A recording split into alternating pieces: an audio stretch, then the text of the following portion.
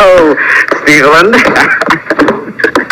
The music really does state and say many different kinds of things, and to me and to most of the people I talk to, they are aware that when you write, that you write about how you yourself feel and how you see. And when I say how you see, I mean how you see life and the things about it. And I just writing, really, lately I've been getting into writing very heavily. I just did a thing that's going to be in the album, which will probably be the title tune. The album is going to be called Innervisions, and the song is Visions. And one of the lines of the song is, people hand in hand, have I lived to see a milk and honey land, where hate's a dream and love forever stands? Or is this a vision in my mind? It says the law was never passed, but somehow all men feel they're truly free at last. Have we really gone this far through space and time? Or is this a vision in my mind? It says, I'm not one who make-believes. I know the leaves are green. They only turn to brown when autumn comes around. I know just what I say. Today is not yesterday, and all things have an ending. But what I'd like to know is, could a place like this exist so beautiful? Or do we have to take our wings and fly away to the visions in our mind? And this is what my idea, my feelings are about today.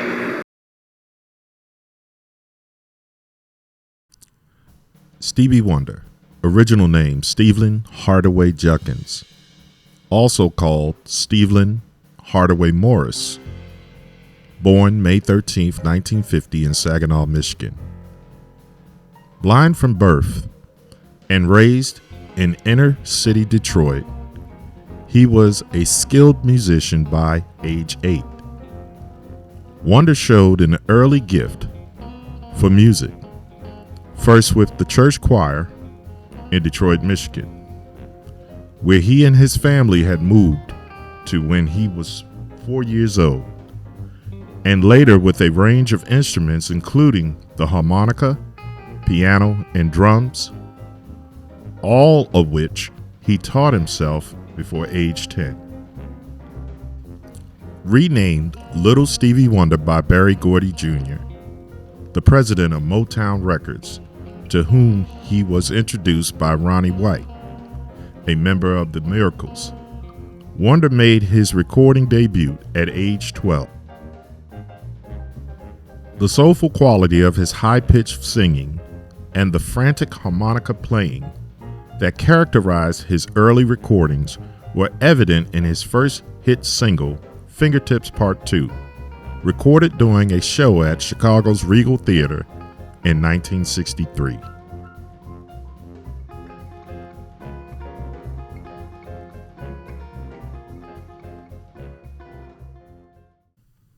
By 1964, he was no longer described as little, and 2 years later, his fervent delivery of the pounding soul of Uptight, Everything's All Right, which he had also written, suggested the emergence of both an unusually compelling performer and a composer to rival Motown's stable of skilled songwriters.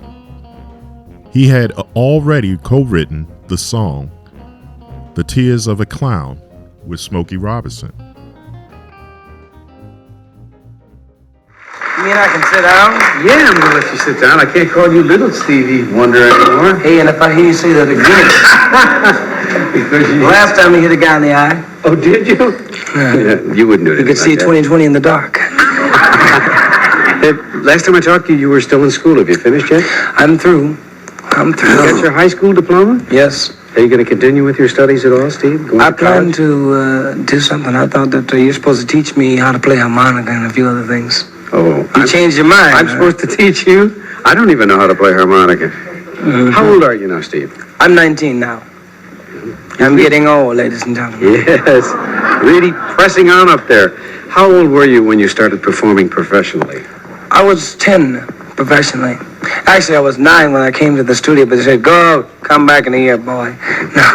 You know, I had, seriously, Steve, I had Patty Duke here the other night, and we talked about her early career, and and she said something about never wanting her children to be in this business and have the same kind of childhood she had. How do you feel about that? Your own children someday, maybe? Well, I definitely feel that it depends on the particular situation.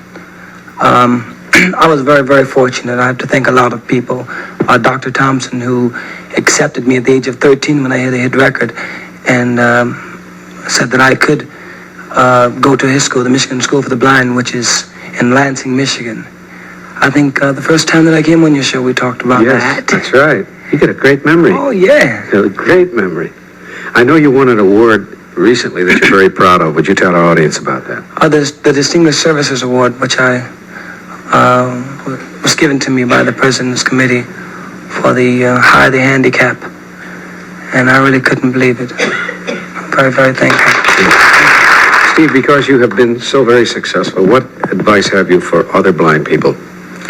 Well, number one, if you have a goal, don't give up. You gotta keep on pushing, you know. And for the blind students that are in school, you stay in school. I did, so you better. No, really, it's very important. And you just can't give up, you know. I think it's a sin to give up. You've been blind since birth, haven't you? Mm-hmm. Well, I can see 20/20 in the dark, like I told you. Well, what's been really the hardest thing for you to deal with, Steve? Nothing has really been hard. I guess that we all find some problems, but basically, with the help of the people that work with me and a few other people that push me along, we've been able to manage. Mm-hmm.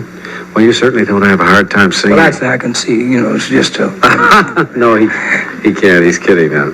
But you don't have a hard time singing at all, and I wish we could get you to do another song, because you've got a big hit record now. I think it's about number 5 or 6 nationally. It was a B-side, as a matter of fact. It was a B-side? Mm-hmm. It's one of those things that just came from out of left field. Will you do it for us now, Steve? Over the next 5 years, Wonder enjoyed success with his dance-friendly tracks, I Was Made to Love Her, My Sharia Moore, and For Once in My Life, all of which were co-written with producer Henry Cosby. The 1971 album, Where I'm Coming From, hinted not only at a broader range of musical styles, but also at a new level of thought in its lyrics and mood. His concerns were made even clearer in Music of My Mind of 1972. Talking with Stevie Wonder. May I call you Stevie or Whatever you prefer. Mr. Wonder or... I buy your records and... Just don't call me George Schwartz. That, as you know, is his real name. Hey, you don't want to get hit upside the head. No, it's one of the things I enjoy least. Stevie Wonder isn't actually your original name, is it? It was something... Stevland Morris is actually my real name. Lamorse? Stevland Morris. Oh, Stevland Morris. Get together. Yeah, I will in a minute. I hope. And I always buy your bread. That's something I'm not going to say either. You're going to get me. I do too. You've got a dozen gold records on your wall. Well, I assume they're on your wall. I don't know what a person actually does with his gold records. Most of them on the wall and on the floor. Somebody, I've often wondered what a gold record is worth, whether it's really, because they look like they're made out of solid gold. I was trying to check one out the other day. Yeah.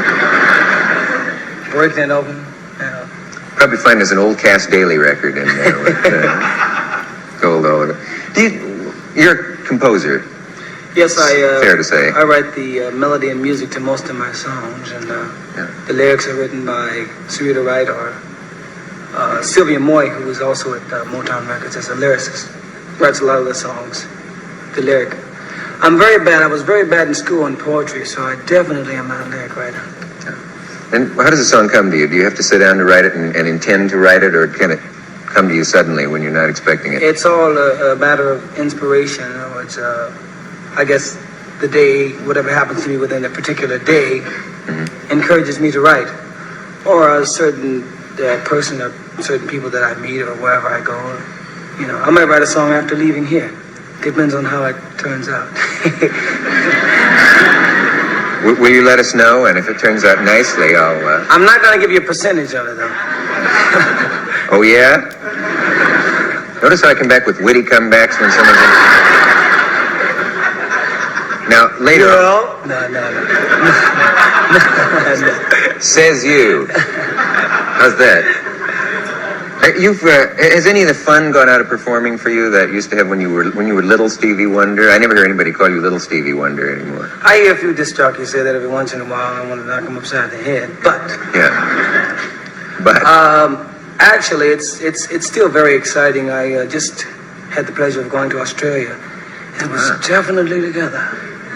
Australia is together? Sydney.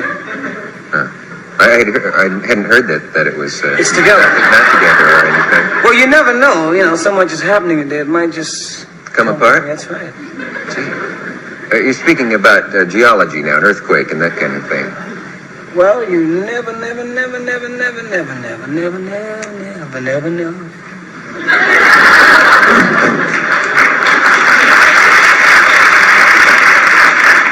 I want 10% of that.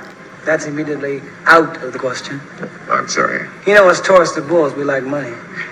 Are you a Taurus? Yeah. What sign are you? It always slips my mind. I think I'm a Scorpio. Is that...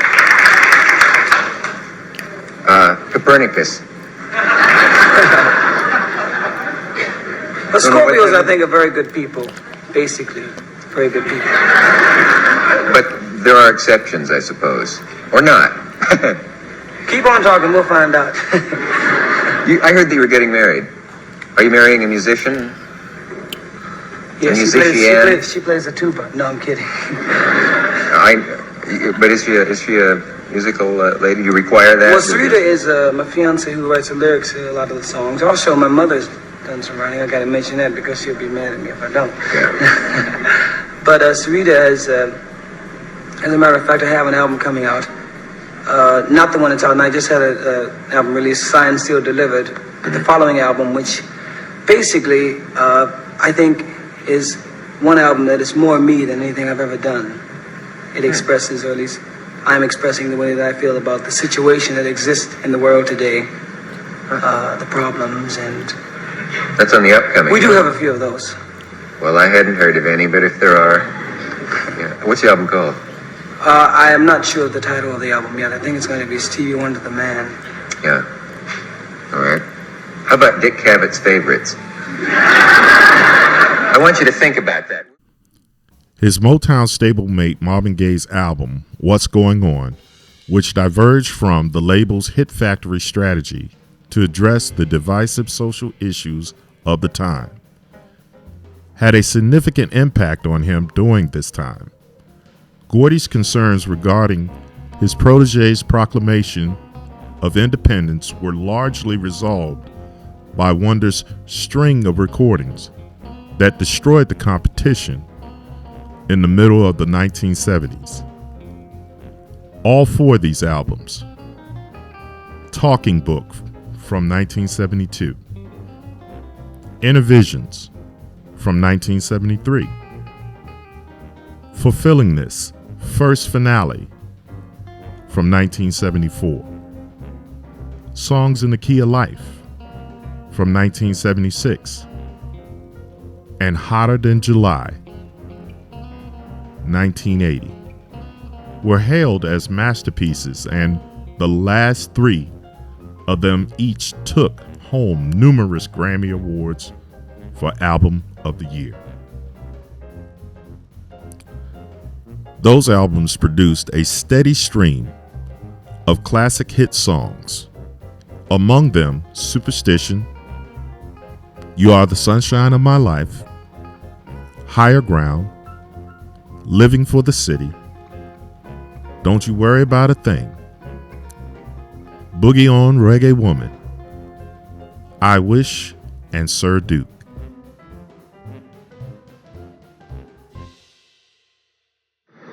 Who gave you the name Stevie Wonder? It was between Barry Gordy. Gordy at Motown? Yeah. Or I think Billie Jean Brown. or the group of the people at Motown, Clarence Paul or whomever, but they said, at first they came up with Little Wonder Stevie, Little Stevie Wonder, Little... It had to be Little. You know, I was signed with Motown in 1961, at the age of 11, and I guess they felt that Little... It was a style then. Little was Little Anthony, they had Little Stevie Wonder, Little... When did you stop being Little Stevie Wonder and become Stevie Wonder? We had a thing where Barry used to tell me that whenever you meet the disc jockeys and the different people throughout the country, and I was about 11 then, he said, make sure that when you meet them, he said, Stevie, this is blah, blah, blah, from wherever. He'll say, I make sure that I hug the person and say hi. So I used to go around doing that up until like 13 or 14. But then at the age of 14, and meeting a disc jockey, I said, hi, Steve, I'm blah, blah, blah, and he says, hi, and I'll go and hug somebody. It was getting too tall for that. So we decided that we would have to cool that out. Yeah. You know, kids really idolize you. Do you feel a responsibility to the kids? Well, I feel that becoming the artist, being able to write and sing, is a purpose. And a purpose that I respect highly, given the ability to sing and to write. It is not a responsibility, it's a pleasure. My pleasure. I feel good about it. I feel very thankful. You know what you do that knocks me out recently? And you've been doing a lot of this. I know you came to Philadelphia not long ago and did something like this, but you visit high schools unannounced just to say thank you. I think that's beautiful. When did you start doing that? Well, when did you get the first impulse to do something like that? I think I've always felt, I guess, since the very beginning of my career, and I was taught this, well, even more so by Esther Edwards, who is one of the sisters of Barry Gordy, the Gordy family, and the wife of George Edwards. To always show my appreciation, to show your appreciation for whatever you are given. And I kind of have adopted the feeling in myself that the two most forgotten words in today's world are thank you and please. Oh, you're so right. You're so right. So it feels good to say to people, thank you. Stevie, I'm amazed at how you write so beautifully about visual experiences that you've never had. How are you able to do that? I think that I know from me, experiencing certain things, and you have an understanding of what a color is, of what a picture is, from actually being told what it's about at some space and time or early space and time in your life. Experiencing certain things, to feel the sun, you feel the warmth of it, you feel the brightness of it. So it makes you feel good. Exactly. So that's why you write a song like You Are the Sunshine of My Life. Exactly. But how do you visualize, say, colors? How do you visualize, now you're wearing a red hat. How do you visualize that red hat? How do you visualize red? Well, I know that red is an exciting color. It's fire. You think of fire. Mm-hmm. You know that it's exciting. And you, I don't know, you go from there. You know that it's an exciting color. Yeah. And you just think of the feel of excitement or fire. Do colors make you feel physically any different when you're wearing, say, a brightly colored garment of some kind to perform in? Can you sense that? Not really. You can't. What do you think? When you're told that it is, and you know that it is, yeah. and you say, hey, this is that, and you got that on it, hey, baby. No, but you really don't know. What do you think I look like, Steve?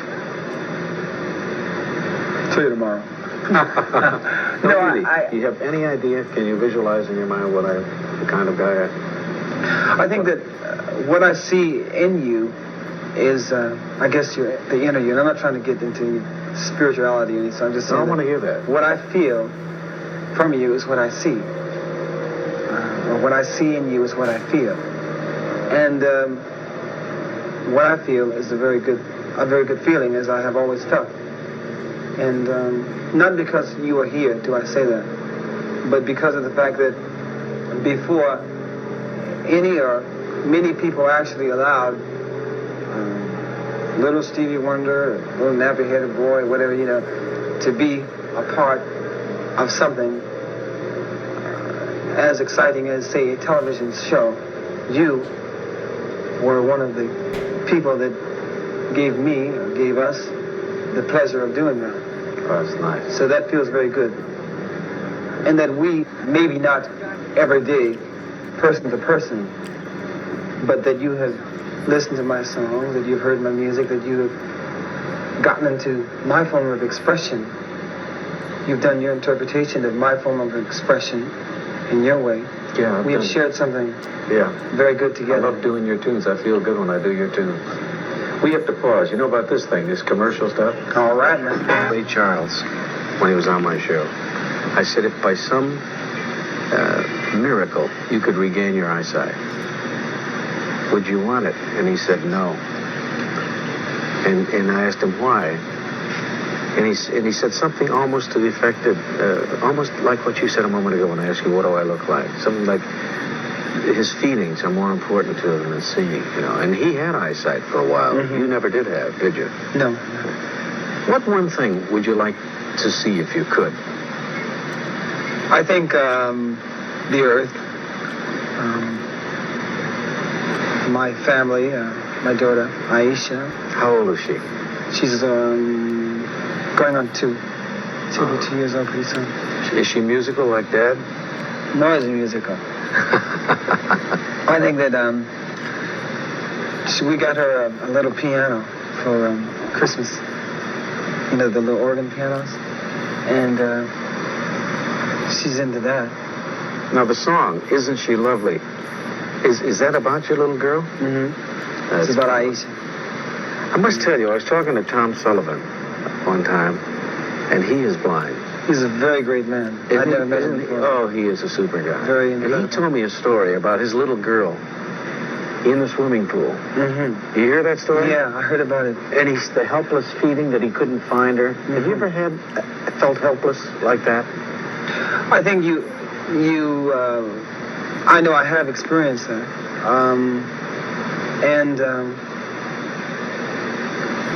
You ask, or something happens, you ask for the assistance of that power, that supreme being, mm-hmm. to help you. I know that I used to lose things, and I would want to find them. And I'd be, instead of feeling around the floor, I would just wait a second, and something would say to me in my mind, to the right or to the left. And 9 times out of 10, I would actually be able to, to find it. I've noticed so many changes in your music, Steve, over the years. So many groups have come and gone. Why do you think your music has endured? Well, we've tried to grow, with the times, to keep up with the times, and to listen, to admit that you're influenced by a newer artist or different artist. There's nothing wrong with that. And that music doesn't belong to any one particular person. It's a form of expression that we are given the ability to use to express our feelings and to feed off of each other. So I've tried to always grow musically and to keep up with whatever the latest whatever was, but to, even though keeping up with it, keep in that musical expression whatever I felt or wherever I was coming from. He successfully spearheaded a movement to create a national holiday recognizing the birthday of Dr. Martin Luther King Jr., a celebration he sung about in the track Happy Birthday from Hotter in July.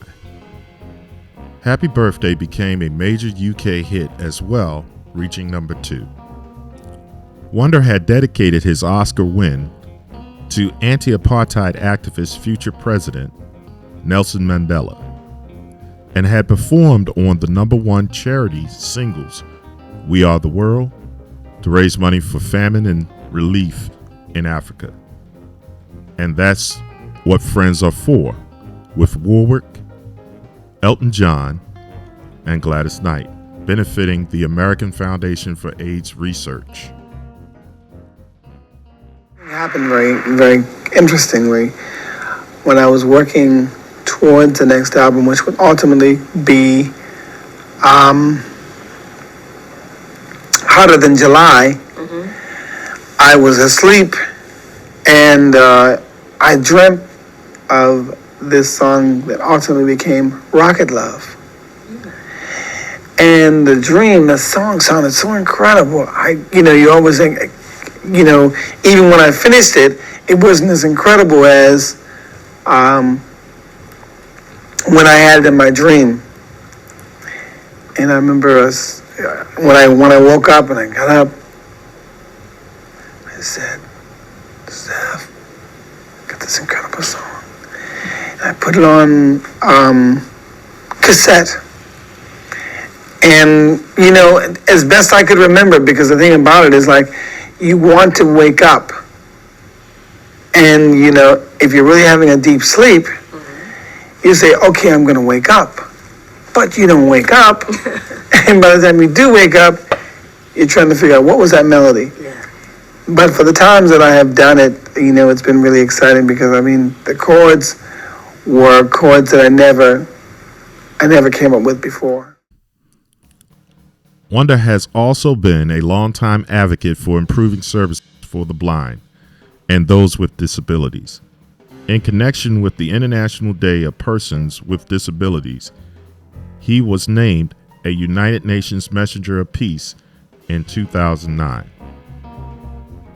In June 2013, Wonder continued his advocacy work when he announced he would make good on a promise to perform a concert in Marrakesh for negotiators from the World Intellectual Property Organization.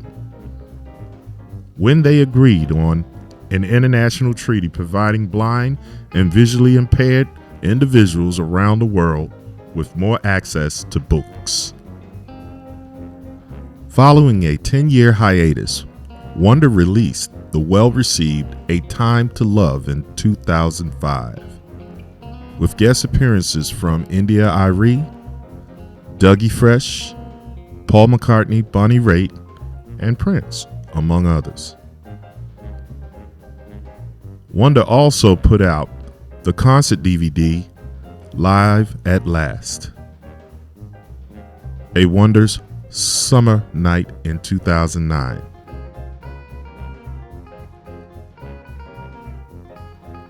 President Barack Obama awarded Wonder the Presidential Medal of Freedom in 2014. The following year, an array of performers paid homage to the singer, songwriter, musician. On the telecast, Stevie Wonder, Songs in the Key of Life, an all-star Grammy salute recognizing his classic 1976 album. What is your key to success? My key to success? Yes. I think my key to success is really, I don't know what the key is. I just know that I love what I do. I'm very thankful that I was able to have a job doing the very thing that I love. And my expectation of myself is giving the best that I can for as long as I do it, and whatever that endeavor might be. I'd like to say that for me, Stevie Wonder is a blessing to become Stevie Wonder, but I believe that God has even more for me to do than just this. So I'm ready for God's orders. Don't forget to comment below. Also, like and subscribe to our channel. Thank you for watching.